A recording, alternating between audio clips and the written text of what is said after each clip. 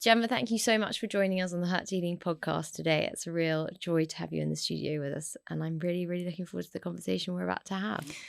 No pressure there then. No, it's lovely to be here. Thank you for having me. Will you start off by telling us about your journey with anorexia and how it started?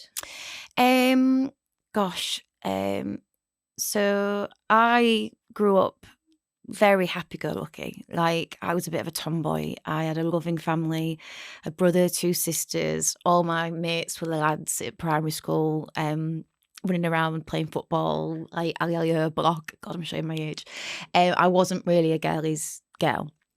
And then puberty started to kick in, and the dynamics in the playground started to change, and the Tig block Ali went from that to like Kiss Chase. And I mean, I don't know if your listeners will be like, I'm 40 this year, this happened, it was a thing. And all the dynamics changed. And I also remember saying to my mum, you know, I was the one at school with the bowler hat haircut, looking like Jim Carrey in Dumb and Dumber, and the girls had the pigtails and I didn't, and there was the gingham dresses and I was in my shorts and my trainers. And I remember sort of having these conversations with mum where I was like, do you think I could like try a dress? And do you think maybe I could get my hair cut into a more girly hairstyle? And she's like, yes, of course. And the thing that was so beautiful about mum was that, and my family in general, is that we were so open about our body changes. And mum sat me down and explained about periods and why, you know, my legs had hairs on them all of a sudden. Like we were so like invited to be whatever we wanted to be and grow into however we wanted to grow. So that was always a very open, honest conversation.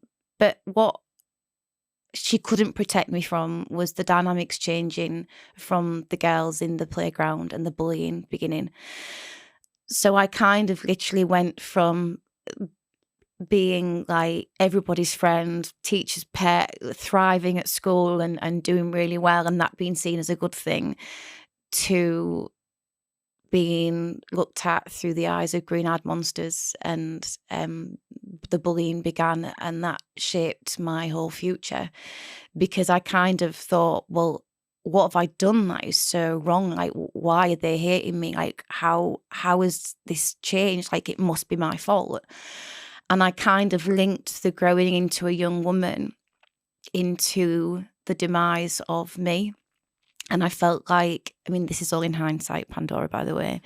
Looking back, it was like the smaller I was, the safer I was. And I literally, overnight, I felt like my brain just switched. There was no... And it's hard for people to understand, especially in this day and age where everything is social media driven, and magazines and media, like the bashing that so many actors and actresses get and models get for being, you know, bad role models, when actually I never read magazines when I was 9-10 years old. I was reading Beano and Dandy, and I definitely didn't want to like grow a beard like Dandy, do you know what I mean? So for me, there was no influence externally from any forms of media, social media. Gosh, it didn't even really exist, you know, when I was 9-10. And it literally just came into my head that I felt disgusting and I felt like I wanted to hide. And I remember getting out of the bath one day, and we had the kind of setup where my dad would be having a shave, mum would be sat on the toilet, Chris would be running in and out, like looking for his deodorant. And so it was like a free-for-all. But I remember getting out of the bath and dad was having a shave, and I just said to him, Dad, am I fat? And it literally came out of nowhere, and my life was never the same again. Wow. Thank you for sharing that. And I think it's so unfathomable.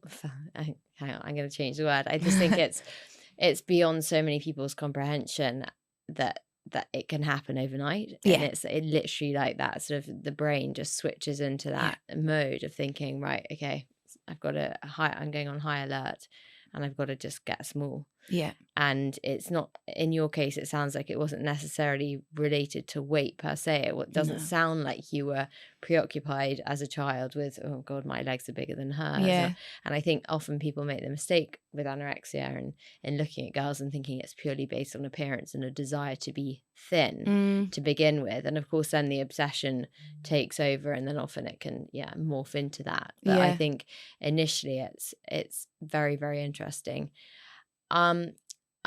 What was your relationship with your body from that point onwards? So when you said, am I fat? What then started to happen? It was pure hatred. Like I absolutely despised myself. I was completely obsessed with, I wasn't even obsessed with, it wasn't calories, because I didn't even know what calories were. Like there was no diet. There was no like build up to this point. I loved food. Food was like a massive part of my life because I was so active. So it was never about the calorie counting or at that point or checking foods and everything. I just was obsessed with making my body disappear, and I used to look in the mirror for hours on end, hating myself. I used to get in the car, and if we had to go anywhere, I'd pull the car seat belt so tight that I'd end up bruising myself. Like, that is how much I hated me being here. And at 10 years old, like, how it just didn't even make sense to me, And so what then happened was that my mum and dad, because we were so close, like my siblings, so Donna, Maria and Chris, they are probably like an age gap of like 8, 9, 10 years between us. I came along, I was planned, but I came along a little bit later. And they, I've lost my train of thought there, sorry. Where was I going with that? You're going to have to edit this bit out. I'm sorry. Why was I talking? Oh, that was it. So yeah, there was a big age gap. So me, mum and dad, I spent all of my time with them. Like, my last family holiday was when Chris was like 17, and that was the last time, he came away with us. So it was always me, mum and dad. So we were so close. So they spotted something had changed very, very quickly. And I was able to somehow at 10 years old articulate that I did feel disgusting, that I did feel fat. I didn't divulge the bullying at that point though, because I still struggled with the fact that it was my fault, so I couldn't talk about it, even though it wasn't my fault. So mum and dad took me to the doctor, and I remember vividly sitting with them before we went, and them just saying, you're safe, like, we're going to get you help, like, we're going to speak to a doctor, and they're going to explain what eating disorders are and anorexia, and don't worry about it because there is a name for this, and we're going to get you better. And I went to the doctor, and the doctor weighed me and then basically said I wasn't going up in weight to a problem. It was probably just a phase, and told my mum and dad to keep an eye on me. So that even more informed that I was a waste of space, and thus began a devastating downfall. And within a year, I was admitted to a children's adolescent unit, put on bed rest, and given 24 hours to live. Like, I wasn't even drinking water at that point. So again, it was something, like you said, it wasn't vanity led. It wasn't a desire to be skinny. It was a desire, not even a desire. It was a self-hatred and a means to disappear and control something in my life because the rest felt uncontrollable. And yeah, my hatred for my body was a long running theme, and it was even harder though when I don't know how to say this without, I don't mean it like being full of it, but I was an attractive young girl, you know, so that was even more baffling that by the time I got to high school, because even though the eating disorder lasted for like 13, 14 years, predominantly, and we can discuss the recovery journey, I still was the most popular girl at school, and I still was shrouded with attention from boys and judged by other girls because of that attention.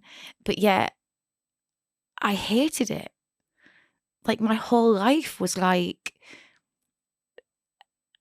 I don't know how to explain it. It was like I was living this double life. I said in my TEDx that I did a few years ago, my opening line in the TEDx was, my whole little life I have felt like I'm here for two different reasons. I'm here to make a difference and do things, and I shouldn't be here at all. I should disappear. And that has been my whole life. So yeah. So powerful, your words, and I so relate to so much of what you have just said. And I think it is this desire to just disappear. And people don't get the level of self-hatred to which one can really sink to, and the depths of just that inner despair, and that the self-flagellation and the lengths that we go to just punish ourselves and abuse ourselves. And as you said, it's not a desire to be skinny. Yes, that's a knock-on effect, and that becomes in itself a manifestation of the control of the disorder, and therefore in being slim you feel more in control. So I'd say that is a big component of it, but it's not vanity. It's this feeling that your world around you is collapsing and everything is so chaotic, and you've got this one little thing that's yours and it belongs to you. And the more that you disappear, as you so rightly said, the safer you feel, which is just, it's so distorted and so wrong. And I think you and I both have the benefit of hindsight, and as we'll come on to discuss, the recovery journey doesn't ever end, I don't think. But having had that ability to process a lot of those thoughts and emotions, if you could go back and have the head that you now have and the knowledge and the wisdom, being that sort of 9-10-year-old girl, things I can't help but think would have been very, very different. And I had a similar experience to you, and a doctor said to me, well, she's not thin enough to be on a drip in hospitals, so you should do it on an outpatient basis, and she needs some support. And as you so rightly said, that was just like, you're not bad enough, get thinner, and then come back in a year's time. And so of course these poor girls who are subject to the same feedback, and then they just go and self-destruct even more, because as you said, it's like, I'm not heard, I'm not worthy, I'm not good enough, and all those emotions just come to the surface. I mean, and these poor girls, but these poor boys. Oh yeah, I know. And men and women, and like, I don't think people understand the magnitude of the destruction that an eating disorder can cause, and that no one is discriminated against when it comes to an eating disorder. An eating disorder will go for anybody, and I say it as though it's an external real thing, because it is. It's not a choice. I feel so passionate about that. I can't stand it when people, deem it as, oh, well, she should just eat, or like it's just attention seeking. It is not a choice. It's a mental health illness, and it's the deadliest mental health illness of all mental health illnesses. And I think, sadly, I know we're talking specifically about anorexia, but if what I found and what happened to me as well actually is that if it's not treated early enough, if early intervention isn't there, the anorexia will morph and find a way, and then it becomes bulimia, and then it becomes over exercise, and then it becomes drug abuse, and then it all starts to gel and merge with a whole other load of issues, and God, I remember at one point I was addicted to sleeping tablets, I was drinking too much, and then bulimia kicked in, and then I was like starving myself, and it was just like, oh my goodness, like this is just hell.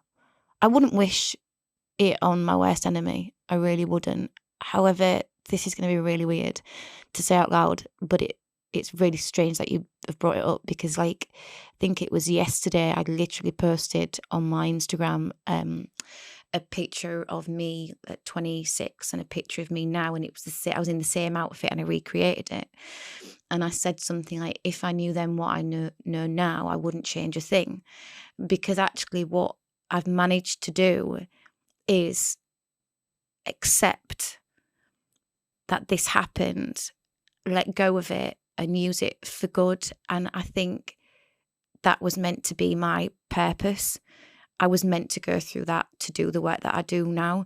And that might not sound rational to a lot of people, like, why would you want to go through that? But it's the only way that I can heal. It's the only way I can heal, by accepting that the eating disorder, despite nearly taking my life numerous times and how horrible it was, and horrible for my family and my friends and everyone, I have to believe that there was a reason for it. Because otherwise there's just no point, you know?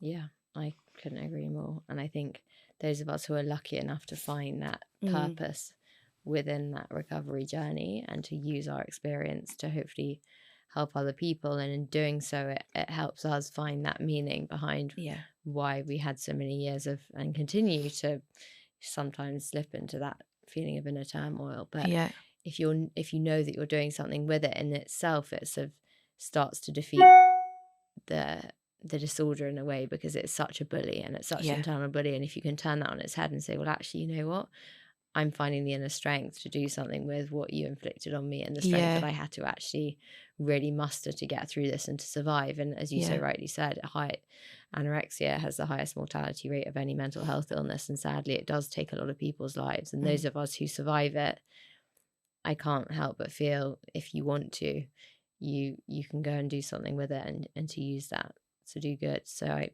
really admire what you're doing.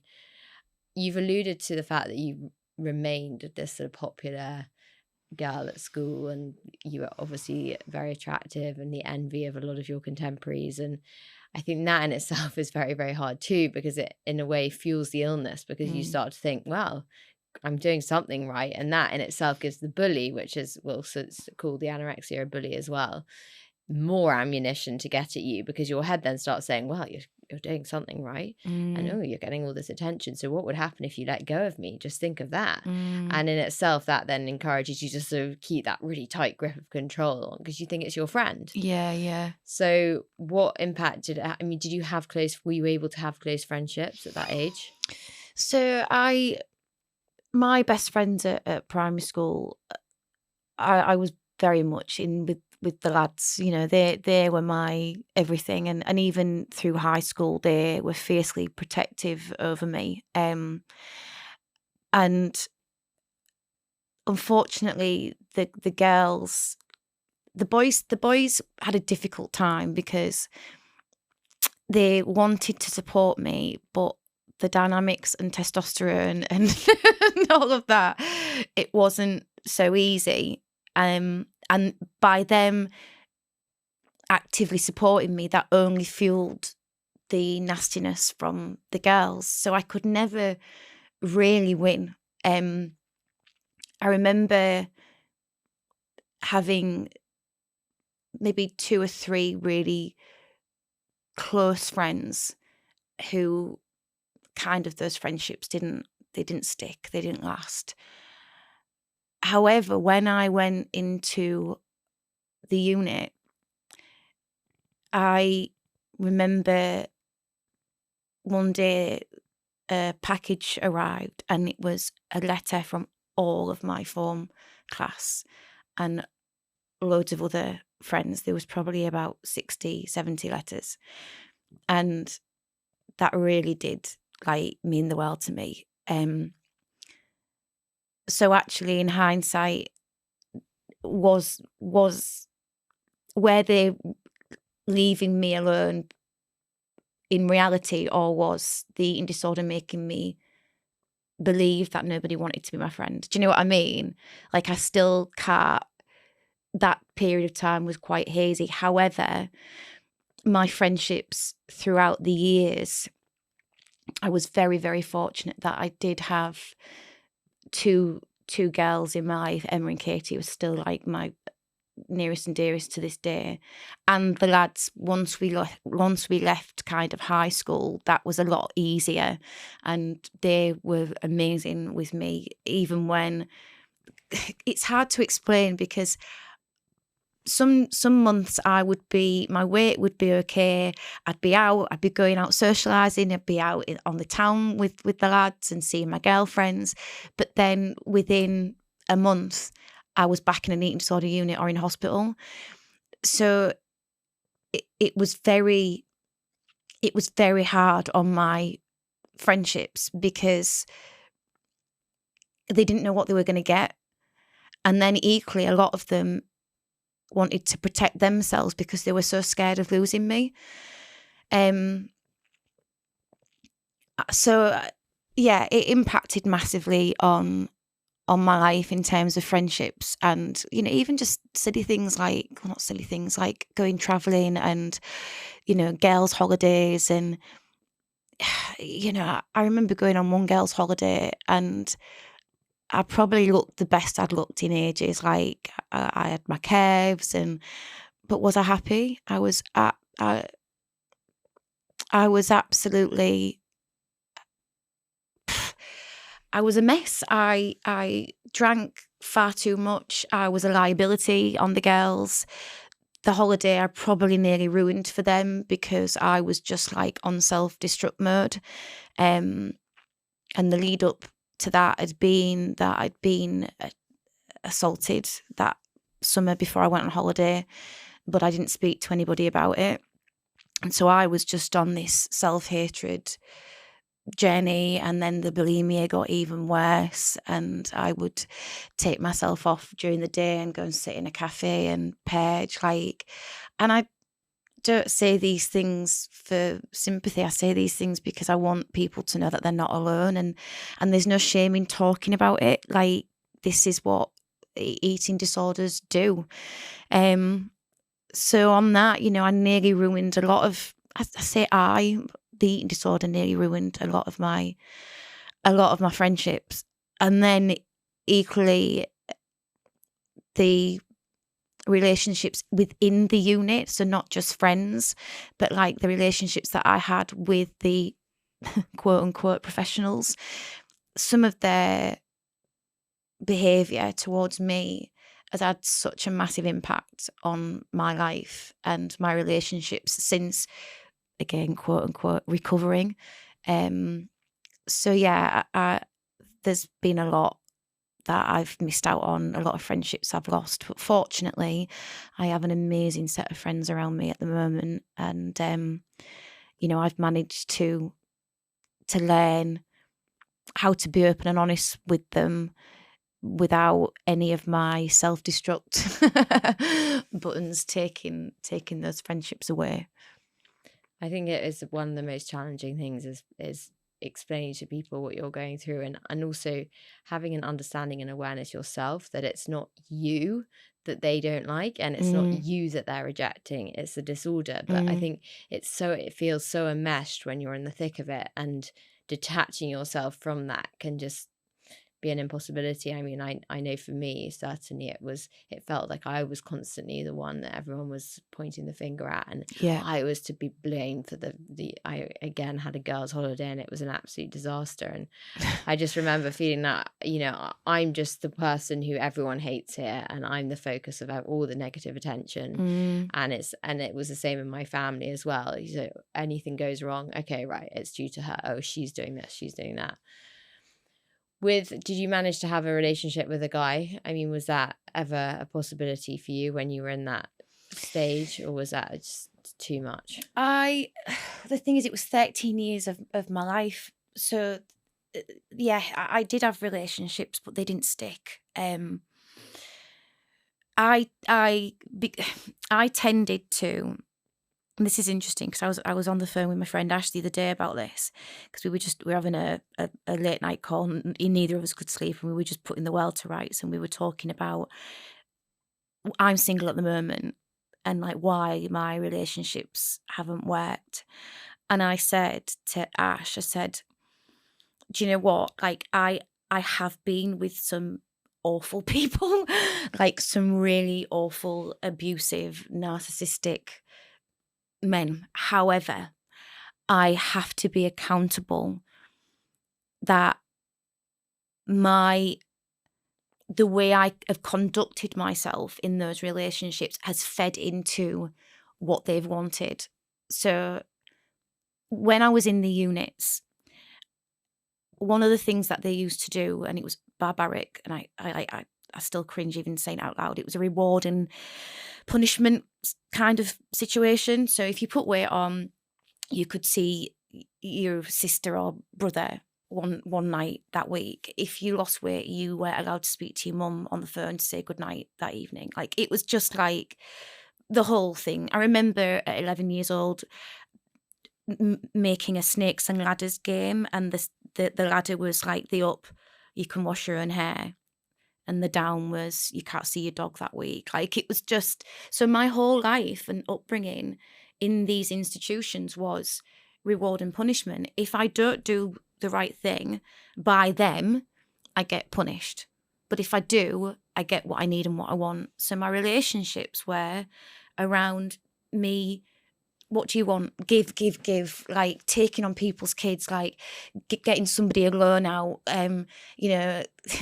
gosh, believing somebody when they wanted money to go off to Spain to do a job and then finding out that they were having an affair, like, but then still giving them money to bring them back and try and sort it out. Like, I literally have to hold my hands up and be accountable that the patterns that I learn have fed into the reason why a lot of my relationships didn't work. But equally, my patterns, like, I'll never forget being with somebody and he knew that I'd been sick afterwards, after a meal that we'd gone out for, and he was heartbroken and was like, I can't do this. And that was that. And I completely understood. And in some ways, the eating disorder went, yes, now you don't have to worry about him anymore, And so, yeah, it absolutely has. But even to this day, I've really had to work on. People often say, oh, Gem, you do pick 'em.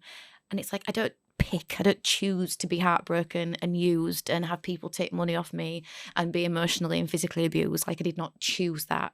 However, I have had to really learn to love me in order to start looking at the possibility of allowing myself to be in a healthy and non-abusive relationship, because the remnants of the eating disorder still kind of say to me in my head, no one's really going to love you, Gemma. Like, come on. And it's almost like in doing that, it's making itself even more of an ally. I'm the only one that's really got your back. Yeah. I'm the one that makes you feel really good. Yeah. And if it's just you and me in this exclusive relationship, then fab. Yeah. And that's even to this day, even though I say this like I'm not actively, I've not got an eating disorder, but I do have the remnants of it. And that's kind of, wow, I've never said that. Oh, I've never said that out loud before, that actually to this day I'm still kind of trying to heal in me to accept that I am worthy of love. That's a lot, isn't it? No, because I feel exactly the same way. And I think it's the hardest thing. It's repairing those really deep-seated wounds. And however much we can make behavioural change and we can, start to widen our horizons in terms of what we can eat and how we eat, and that can feel a bit more balanced. Yeah. I think I'm a bit behind you on that regard, but, still. But I know I've got some serious, serious work to do on that self-love piece. And I know that I won't meet the right person until I've done that work. I know that it's hopeless for me. People sort of say to me, yeah, oh, come on, put yourself out there. Go on a few dates. There's no point in me going on a few dates, because I know that I've got so much work to do on just finding that sense of self and acceptance. And it's really, really hard. And I think that's almost the hardest part. Especially when there's this external pressure as well that we should be doing that. Like, I'm 40 this year and it's like, I've got no kids. I don't even know if I can have kids because of the anorexia. I live on my own with my dog. Like, there's no one to predecess me, do you know what I mean? But actually, I'm okay. I'm at peace with it. I am open to love. I've worked really hard. But there is still that niggling bit in me that does, and I have to, like, the way I describe it to people is the eating disorder is in my back pocket, and every now and again it will try and knock me off course, and it will be like, hi, remember me? And I have to sort of like get my hand and I sometimes do it like physically, and I go, I know you're there, I feel you, you're part of me, and I'm like smacking my back pocket. Mum always says I must have the sorest bum, because I'm like, go away, I know you're there, but that's where you're staying. And by doing that, that's how I stay in control. Because isn't it interesting that we say about anorexia or eating disorders giving us control, but yet we lose control of everything. That's the irony, right? We're so out of control that we feel in control. It's just, it's the biggest oxymoron in the history of vocabulary. It is just, it's not, because it's an illusion of control. Yeah. So how have you gone from where you were to where you are now, and then getting it in your back pocket? Gosh, I remember I was about I want to say 19, 20, and I was in an eating disorder unit in Sheffield, and I just remember being at the end of my I say tether. Just, I was at the end of dealing with it. I was being treated so badly by the staff there. I felt, not all of them, but my mum and dad had just set up Seed, which is our eating disorder charity. There was a major conflict, and the professionals there and the nurses were not happy that my mum specifically had set up a charity, and they started to gang up on my mum and dad. It was just so bizarre. Like, it was like I was in treatment for an eating disorder. My mum and dad were trying to help other people so that they didn't go through what we went through.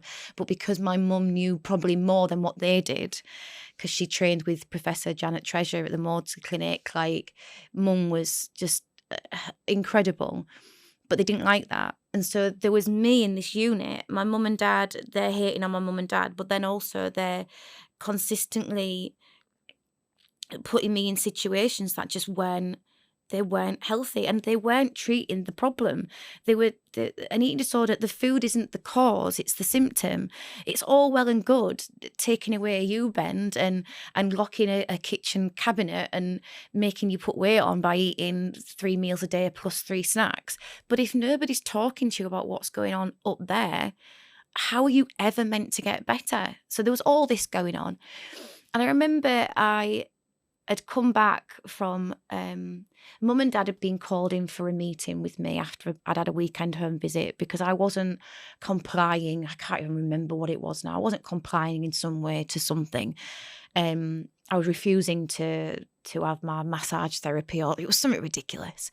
Anyway, we got called in to have this meeting. And as me, mum and dad, I literally got out of the car, my case was outside, and me, mum and dad were in the meeting, and I remember hearing a zip, and I'm thinking, that's my case. And I flew out of that room, and in the foyer with all the other inpatients watching, they had opened up my case to see if I brought back any laxatives or food or whatever. But the fact that they'd done it in front of everyone, I just absolutely lost it. And I'm quite ashamed at how I lost it, Pandora. Like, I was screaming. I was begging my dad to take me home.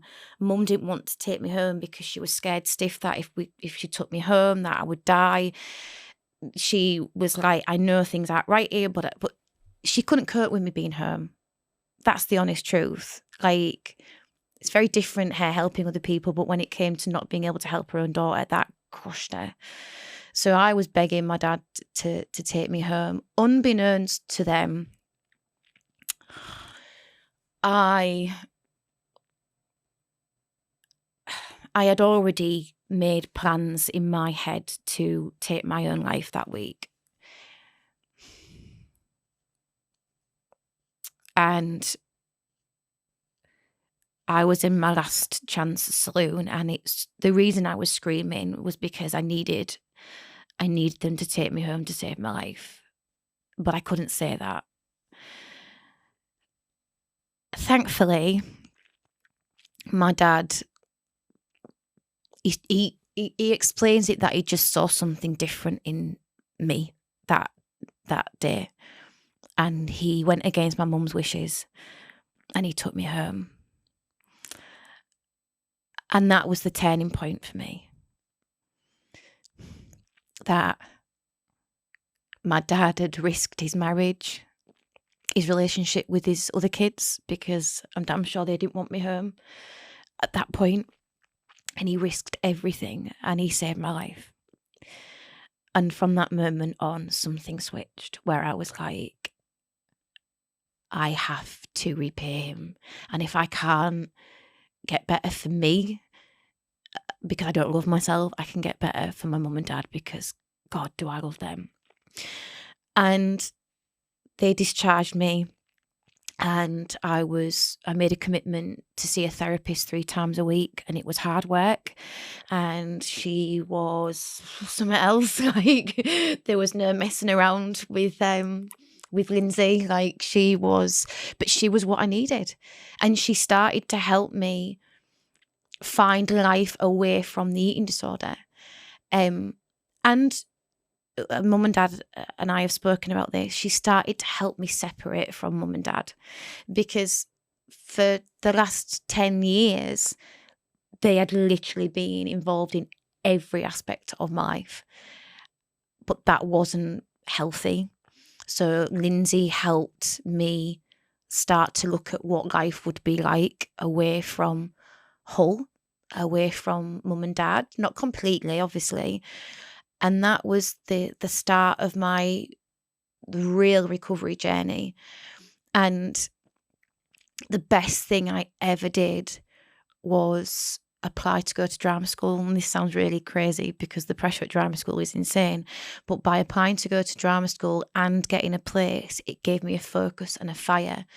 And it got me away from Hull. And I love Hull. Like, nobody can bash Hull. It's never dull in Hull. But I needed to escape it to be able to get to the next point of my recovery journey. And even at drama school, the ferociousness of my desire to succeed at being an actress was monumental. And a lot of people didn't like it and felt threatened by it. But what those people didn't realise is when you've literally fought for your life, and when you've had a heart attack, you've been in hospital for a bowel prolapse, like you've gone to take your own, like when you have fought for your life, and fought to get to drama school, I would be damned if I was going to waste that opportunity. And one of my teachers there, Sonia, who's sadly, she's departed this world now, and convinced she looks over me to this day, because she's the one who always said to me, use the dirt. Darling, use the dirt. Like, use all of it. Use all of that crap that life has thrown at you and use the dirt. And I always say to this day, you can grow flowers where dirt used to be. And I would say, since getting Emmerdale, so I graduated and I got Emmerdale, which was life-changing for me, like life-changing. I think I got that in 2011. And ever since then, it's been a journey of discovery, recovery. And I always say there is a recovery after the recovery. So I'm not going to sit here and preach and say that I'm one of those people who, and don't get me wrong, I used to lie. Like, when I first started talking about eating disorders, when I got Emmerdale, because the press were hounding me, I'd be like, no, I'm totally recovered. I'm totally this, I'm totally that. And I wasn't at all. like I was still learning. I was still like having relapses. I wasn't, but by carrying on with that journey of finding out who I was as a human being, and the acting, it helped me find myself. And yeah, here I am today, still having therapy every 2 weeks, and I'm bloody loving it.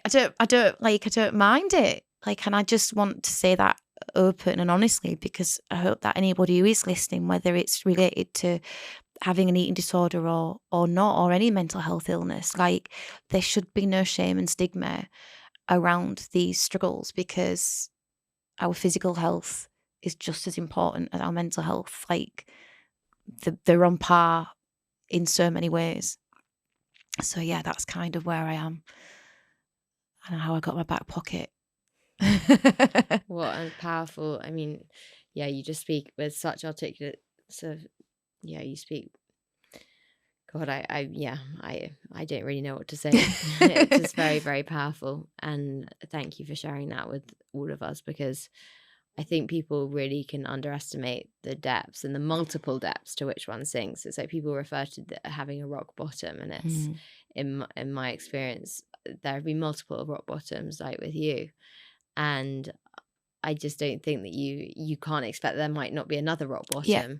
And I think sometimes people are a bit flippant and a bit blasé about going and, oh yeah, it's behind me, it's not. Yeah, I've had 6 good months in a row, and then suddenly, something gets thrown at me, and what do? My go-to is to go and control my food again. And, and it's not that I've let go of control completely, but you can loosen a grip for a while, and then the brakes go on, and it's a very up and down journey. And I think particularly for family members, that can be really, really painful to observe. And I think that's something I'd love to ask you about. What effect did it have on your relationship with your siblings, especially being one of 4? Gosh, a massive effect. I'll never forget being in hospital, and my sister Donna, I was on a drip, and my sister was pregnant with her first child, and she came to see me and just burst out crying. Like, it was horrific. Like, she just couldn't. And my brother-in-law came over to me and just was like, you need to stop this now. Look at what you're doing to your sister. And he just lost it with me. And I'll never, ever forget it. Like, the guilt that I felt being in my brother's arms, like this big rugby player who was like the captain of all Kingston Rovers. Like, everybody loved Chris. And there he is, like, sobbing because he can't get his little sister better. And then, like, Maria, just, God, she was very good with me, because she was quite similar in terms of, like, she had battles with her mental health, and she won't mind me saying it, but her issue came once I started to get better, and got Emmerdale, and because she was so resentful. And she flew at me one time, like, about 8 years ago, when I was in 9 years ago, I was in Emmerdale at the time, and she was so angry. She was like, you put our family through that, and there you are, on telly, on the red carpet, like, who do you think you are? The pain that you caused us. So I've dealt with it all. And mum and dad, like, when you hear your mum and dad saying that, or my dad specifically often blamed himself, saying that I took after him in terms of, like, he's so sensitive. Bless him, he is so, like, anybody says anything, like, and he just takes it all in, and that is very much like what I am like and have to keep tabs on. So to hear him say that he feels like it was his fault that I got an eating disorder breaks my heart. And then equally, mum looking at reasons to blame herself, like, it was nobody's fault, So yeah, I've had to do a lot of work to repair that, and I feel like I'm just there now. Like, I feel like the last few years has been a real a real shift in the dynamics with my sister and my brother, and I think it's because they can see me really thriving in my life finally, and they've seen me have really dark times and things that I've had to get through, but not seen me relapse. And I think they needed to see that before they were able to get really close to me again. I know it's daft, but like, I was home last weekend, and our Donna and the girls came round because I've got 7 nieces and nephews, and we got a date in the diary because she's 50 this year and I'm 40. We got a date in the diary to have a big night out with my nieces and my nephew, because they're all of like drinking age now, which is insane. But it was just so nice to get a night planned, because I look back and I missed out on all of that, you know? So yeah, in answer to your question, it's being really hard. But again, I've had to really selfishly protect myself and let go of that guilt and shame, because if I carry it, it's too much energy to waste, when actually what I want to do is help other people. And equally, I've paid my dues. I've lost a lot. I've grieved. I've mourned. It's time for me to be able to live, you know?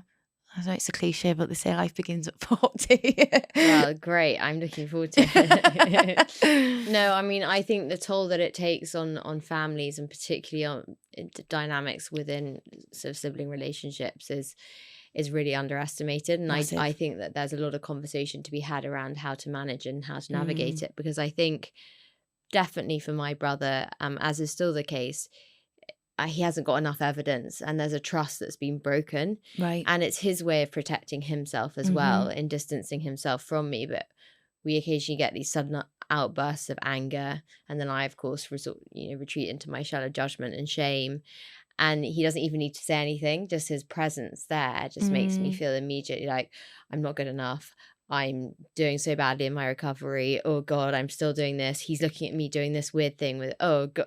And then my parents, that then shifts the dynamic when he's around, because then they're slightly protective of him, because obviously they want him to have a nice experience when he comes home. And I see a lot more of them, because inevitably, I think whenever you've been the sort of quote unquote ill one, their eye is often slightly directed at you. You take a lot of time away, don't you? And they resent you for it, sadly, the sibling. And there's a bit of jealousy there too. Yeah. Because even though they can see that you're in a huge amount of pain, their mindset, I believe, talking to enough siblings of people who also have eating disorders, is that why can't you just pull, as you said with your siblings, why can't you just pull yourself together? Look at what you're doing to the family. You're destroying the fabric of this whole system. And you're like, if I had a choice, I would completely, I would do whatever I could to get out of it. Yeah. But the truth is that you're powerless when you're in the shackles of it. You are absolutely at the behest of this monster in your head. And that makes it more painful when you see everyone around you and the effect that it's having on them, because the guilt and the shame, oh my God, it can be crippling at times. Yeah. Well, I mean, like Donna and Maria used to work for Seed. She doesn't anymore, but Donna deals with it by, she doesn't invest in Seed and the charity just because she needs to protect herself. It doesn't mean that she doesn't support what I do. Like, she's so proud of me. And then Chris is different. Chris has like run marathons for us, and he's actively, involved in supporting me. And I've got to be grateful for that, because gosh, not only did I take away a lot of time, Mum and Dad then set up a charity to support other people with eating disorders. And like, even my siblings were like, do you not think we've been through enough? Like, but I think they understand that, and you'll know this, you've got to do something. You've got to try something. You've got to try and help others, even if it's just one word or sentence that they take out of your podcast. Like, that's who we are, and that's how I will be. I can't ever walk away from eating disorders and Seed, because I just want everybody to have a chance to live their lives and not just survive it, but thrive in life. So yeah, it's a tricky one. It really is, and I don't think there's any easy advice to really give to families. I mean, one thing that we always say is try not to lose the person. Try not to lose who, like, who Gemma is. She's your sister.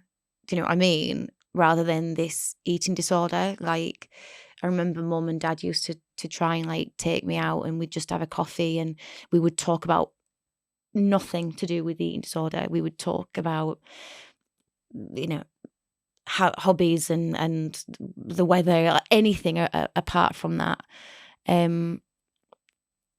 And they would try and not be confrontational, because, as you and I know, anorexia loves confrontation. So it was all those things that they've had to learn. But there's no easy way to deal with living with somebody who you desperately love and seeing them fading away. Yeah, and naturally parents want to fix it. Yeah. And they can't fix this. This is a very, very complex problem. Yeah. And I love that you said that it's about, you know, not only surviving but thriving, because Yeah. I think so many people learn to just have it about under control, and they get to a weight that's just about acceptable, and it may go up and then it sort of goes down, and it's this sort of very rocky road. And actually, to really step into yourself. And someone said to me the other day, it was like, the next podcast should be not Hurt to Healing, but Healing to Living. And again, that's the, you know, it's not surviving, it's thriving, and it's actually really stepping into yourself. And as you said, it's so lovely when I think families can really take the time to actually not focus on the eating disorder, and to really take the time each week to just have an afternoon together where nothing is discussed regarding the eating disorder, and it's something detached from food. It's an activity that you can all come together and do. And I think that for me would be the advice that I would give to families and parents, is because you're so consumed by it and everything evolves around the food and the weight, and then you lose sight of that the person you love, you know, completely. And it's as you said, we all have an essence, and it's remembering that you can have multiple layers of issues, but there's still a person in there. You are still Gemma, I am still Pandora, and that's something that I'm really working on now, is discovering who that person actually is, because when it's been hidden for so long, I think you lose sight of it. You've never known who you are. That was a massive one for me as well, like finding out who I am away from an eating disorder. But one thing I will say to you is you will get there, and it is fantastic. Like, learn, if you can see the recovery journey, and if you can view it as a journey of discovery rather than it being a challenge or a task. Like, I remember when I used to have little mind switches or revelations, I would treat myself. Like, I'd get so excited, whether that be, I don't know, take an afternoon off, or go and have a massage, or, you know, go and get a Bloody Mary, which I used to love doing on a Sunday. But like, I would treat every time I had a moment of going, that's it. Oh God, okay, I get it now. Like, I would try, if you can, to like view it as this rather than being daunting. Like, how amazing that we've got this opportunity to really work on ourselves and to really understand who we are. Because even people who haven't got eating disorders or don't have mental health issues, a lot of people just sail through life and don't really have those moments, whereas I want them. You know, I say to my niece, my goddaughter Millie, she's autistic, and I always say to her, this is your special power. This is your superhuman power. Like, you see things so differently. This isn't anything to be daunted by or worried about. Like, this is exciting. And that's kind of how I try and get people to see what the journey is like. Because yes, eating disorders are awful. Yes, they're horrendous, but there is a light at the end of the tunnel, and recovery is possible. And it is all relative. Like, that recovery is all relative. Like, I'm at a place now where I'm at peace with where I am on my journey, and I'm at peace with the back pocket. I'm at peace with the fact that when I'm on my period, I do feel huge and bloated, and that's okay. And I do have a wobble, and I do ring my dad going, oh, God, I think I put weight on. And Dad's like, you're on your period, shut up. And I do like ring Joff, like one of my best friends who's had an eating disorder as well, and sort of like go, I'm thinking about not going out tonight because I feel like bloated, and he'll go, shut up, daft cow. Do you know what I mean? But I like, that's fine. Like, it's okay. That is my level of my recovery at the moment. Now, if there comes a day where I don't ever feel like that, hallelujah. But if there doesn't, that's okay. And how do you manage your food? I mean, do you stick to quite rigid rules in your own head, as in, okay, right, I have to have 3 meals a day, or I have to have 2? How do you do that? I kind of go with the flow, really. My dad always like says that I should be having breakfast because I'm not a breakfast eater, but I'm like, and then he goes, oh, yeah, but breakfast is the most important meal of the day. And I'm like, yeah, but Dad, I'm not really a breakfast person. Like, give me a nice lunch and a nice dinner, but that's fine. But it's not a thing. It's just me. And I think even though we live apart, getting people to understand that is really important. For instance, I've just done pantomime, and there's been days where it's like 3 shows a day. Now, I can't eat a big dinner in between those shows. That's not because I'm relapsing. Everybody in the cast, no one can eat a big dinner and then go on stage prancing about, jumping up and down. You can't sing when you've got wind. Do you know what I mean? It just doesn't work.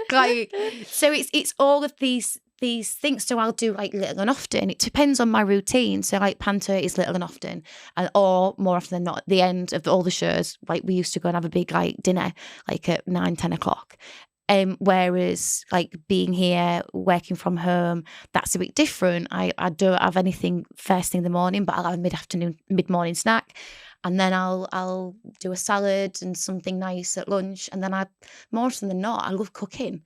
Like, newsflash, like, just because I've had an eating disorder doesn't mean I don't make a mean spaghetti bolognese. Do you know, so my thing is, if I start to be too rigid, that goes from one thing to the next, right? And it's like, I'll never get a Fitbit. Like, Fitbit will never endorse me or sponsor me because I just work. Because as soon as I know how many steps I've done one day, I am still in that mindset where, right, I did it that day. If I don't do it the next day, I've failed. So I'm really, really careful. Or like, say I'm on holiday and I do lengths, I never am able to stop at the same number each day. Because if I do that, if I stop, I have to do that day in, day out. So does that make sense? Oh my or God, do I sound like... literally, it's exactly, I mean, I can agree. But I know that about me. So that's why I don't do a regimented food diaries were never the one for me. It's helpful for some people, great. But for me, I'll never forget being taught about calories in one of the adolescent units. And I was like, brilliant. Now I am obsessed with counting calories. Yeah. So I just don't. So that's how I deal with it. I try and take as much emphasis off that as I can and enjoy. Like, I love going out for meals. I love cooking. And I just try and, keep away from that. But it doesn't always work for everybody. Like, some people need that structure, and that's absolutely fine. But for me at the moment, I kind of just go with the flow, and I enjoy the freedom of that. Yeah, and I think that's a mistake that these rehabilitation places make, because I left treatment and was told, if you don't have your 3 snacks and 3 meals a day, you're relapsing. And if you don't have a fistful of protein, an X amount of carbohydrate, and this amount of vegetables on your plate, then that's not a balanced meal. And it's actually like, well, maybe I'm learning to eat a bit more intuitively and a bit more in line with what I like you. I love food. Yeah. And I can now go out to a restaurant. Do I do it every night? No. But can I do it once a week? Yeah, I can. And I can have that freedom now to indulge in things that I wouldn't have comprehended that I'd be able to eat, say, 10, 15 years ago. But, do I still have fear foods? Yes, massively. Do I still have foods that trigger binges? Yes, massively. Yeah. And do I avoid those? Yeah, 95% of the time I do. Do I have the occasional binge still? Yes. Yeah. But the purging stopped. Do I use exercise? Like, that's my real battleground, and like you, that was one of mine. Yeah. And that's really, really hard because again, we're fed this narrative from society that more is better. And and I tried to stay off things like trackers and things, but in the gym, like your whole screen is like calories burned, distance. And I try to ignore that, but still time is a thing with me, and the rigidity around that, which it will be a process, but I've now got the confidence that I will continue to move forward. And okay, I'll have lapses, but I think if you've got enough evidence, and it's that whole concept of stacking, which can be just a really good thing to bear in mind, is that the more that you get the confidence that, okay, I can do this, the more that it just starts to flow into other areas of your life, and you'll suddenly notice, oh, that used to be an issue and now it's not. No, it's not. And I'm hoping that will happen more and more. Yeah, but I think what's so amazing, and you're not giving yourself credit for, Pandora, is how open and accountable you are. Like you are not being honest. You are being authentic, and that is such a massive thing to not. Honestly, I am blown away by it. Like, and you must keep going on this journey, because not everybody has that ability to be so open and be so understanding of what is going on. And that, honestly, that is going to see you to the next step, and then the next step, and the next step. If you were sat here telling me, oh no, I don't do the exercise, then I'd be like, then you should be worried. But you're saying it out loud. And I think once it's out there, it's out there. You can't retract what's out there. You can only improve what's out there.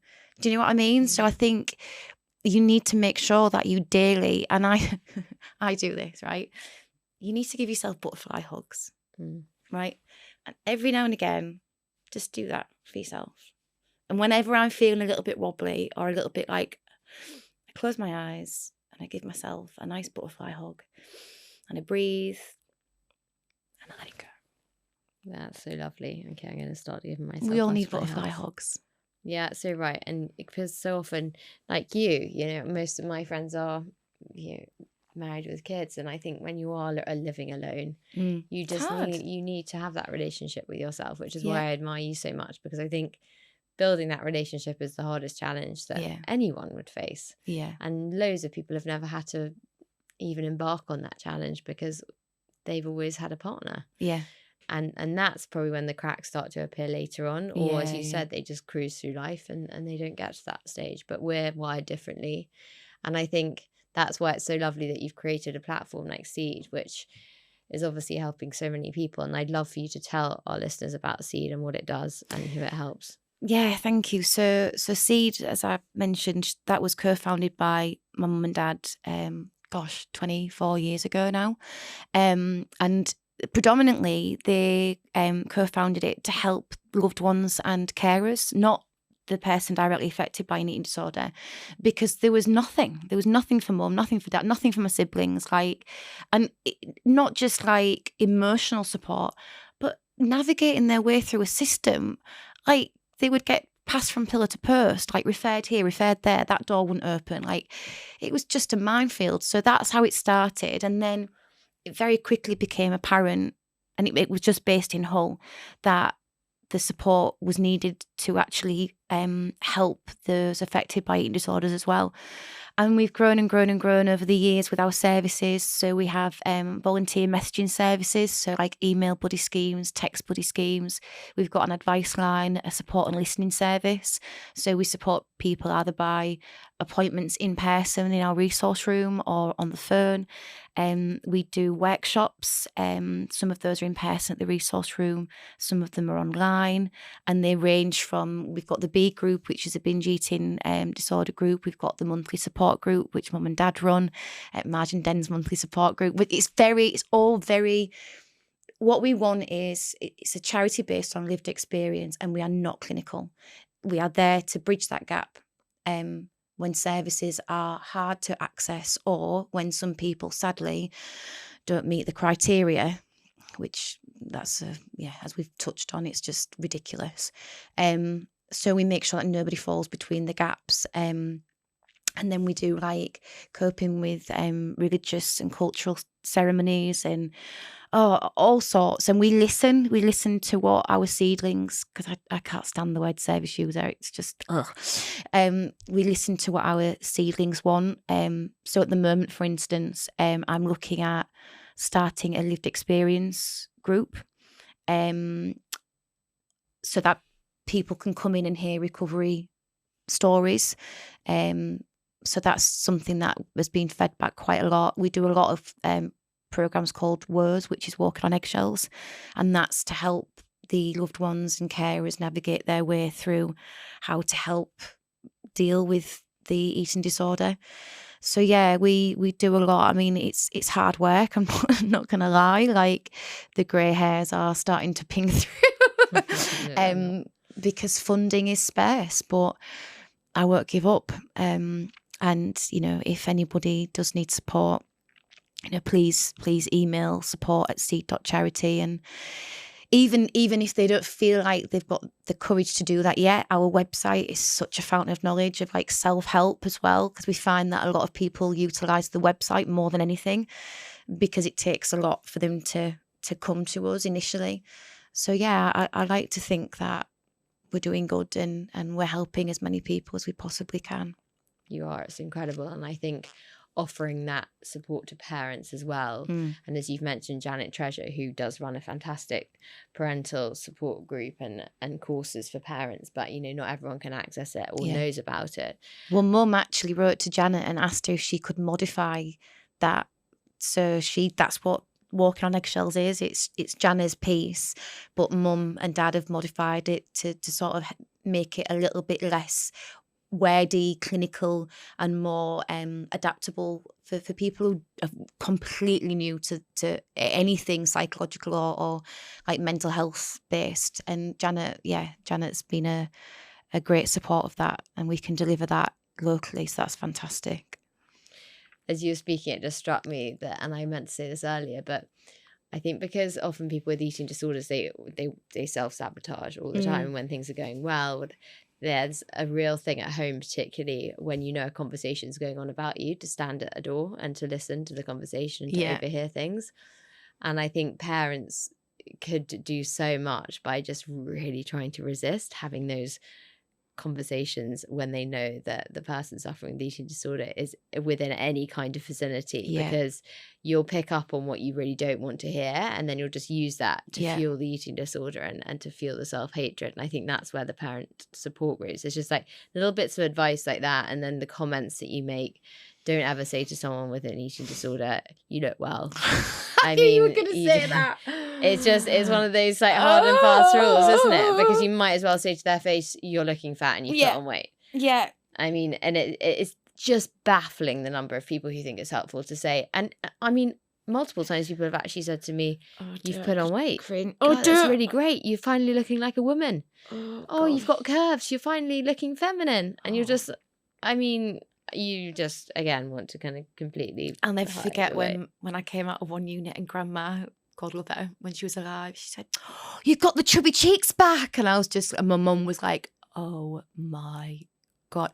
But even last year, I went away. I did a play at Hull Truck Theatre, and I'd openly taught I'd lost quite a lot of weight during lockdown, but then unbeknownst to me, it's a long story, I had COVID and I actually had an underlying kidney problem. So I was losing weight because I had a rare diagnosis called milk alkali syndrome. Anyway, so I'd lost loads of weight last year and everyone was like petrified, but then I ended up in hospital with 8% kidney function. It all came to light what it was. But then I went home to Hull because I got this job at Hull Truck Theatre and I lived with Mum and Dad for like 6-7 weeks, so home cooked food and all that. Anyway, when I came back, I gained weight, but I needed to, like in comparison to where I get. But oh my God, did I have about, it must have been like 4 or 5 people a day telling me I'd put weight on last year. And I was just like, oh my gosh, like, please, like, I'm the CEO of an eating disorder charity. You know that I've had an eating disorder, like, stop this pain. But I was able to deal with it. But gosh, it was so funny. I remember picking up the phone to Mum going, are people real? Like, are they really doing this to me? But I dealt with it. But yeah, it is unfathomable how many people just sort of go, yeah, you've put weight on, and you're sort of going, oh gosh, no. But yeah, I know. More of those conversations, please. Couldn't agree more. So what advice would you like to leave parents with who have a child who's really struggling with an eating disorder? Don't take no for an answer when it comes to doctors or support or help. If you are struggling to navigate your way through, my mum and dad are a absolute what's the word, library fountain of knowledge when it comes to who to contact and how to get to that person, because early intervention is so key. That is number one. So if you do get turned away for help, please do contact us, because that's just not okay. Number two would be, I think I touched on it, don't forget who your loved one is.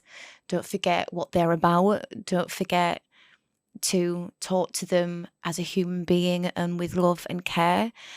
And no matter how hard it is, honestly, confrontation is not the one.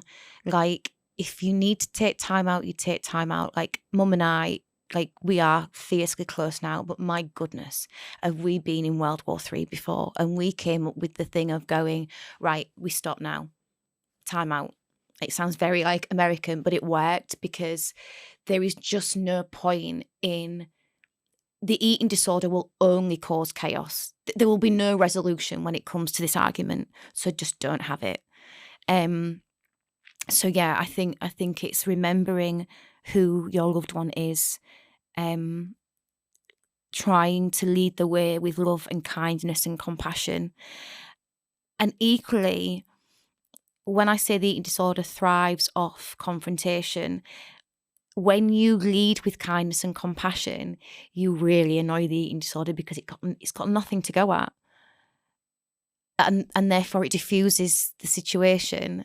And actually what happens is kindness and love conquer, and the eating disorder can't have an excuse to rear its ugly head and shout at your mum or shout at your dad. Or so it sounds simple, but it is really about just trying to take a beat, take a breath, and remembering who your loved one is, and not feeding into, no pun intended, the eating disorders mindset and what they ultimately want. Because what they want is to destroy and cause carnage, and what you want is to build trust and restore faith and hope and love and care and compassion. And it might sound hard, but it can be done.